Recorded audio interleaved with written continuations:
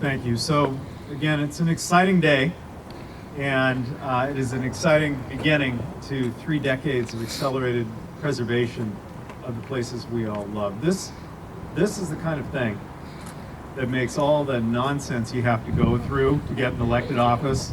This makes it worthwhile. Because when these three and their colleagues and I are all retired and we're on in our rocking chairs, we'll be able to look around and say we did something that mattered, something permanent, something that is going to benefit the people of this region and its wildlife forever. So thank you for the privilege of serving. Thank you for allowing me to be able to do this work I'm passionate about, that we are passionate about. We'd be glad to take whatever questions you might have. Oh, by the way, I will say, forward thrust was mentioned. That was in 1968 and 1970, this region voted on measures that invested in different types of infrastructure, failed to invest in rail at the time, but invested in open space preservation.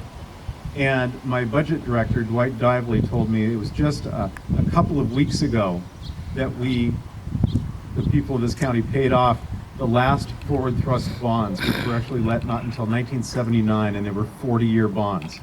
So I'm thankful to the visionaries, including Jim Ellis, of that generation, and of the generations that followed with the Farmlands Preservation Funds, with the 1989 Open Space Bond issue, with Conservation Futures Funds, and all of the other things that we have done along the way to live up to our responsibility in our time, when we had that moment, to preserve the things people love about this region.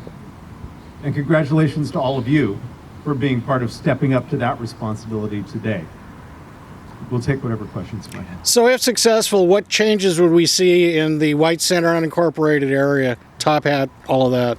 I think that our friends from the Oversight Committee who've been making the recommendations can speak to the specific projects or speak around the specific projects that they're still being negotiated in White Center. But there's an opportunity to provide both active use and forest lands which still exist in this region. Terry, do you want to speak to all of that? We've received one project in the White Center area in the very first year, and that one is under negotiation, so I'm not going to tell you exactly where it is, but it's an exciting project. And the other part is that there are now match-free dollars. What's not maybe understood is Conservation Futures generally has to be matched dollar for dollar by the cities and the county. And if you are in an underserved area that meets other requirements and criteria, those dollars can be match-free. And this project is approved for match-free. There are also projects in South Park, Des Moines, up in Shoreline that also were approved for match-free dollars. And I expect as that project gets going and better understood that we'll see a lot more as the years go on.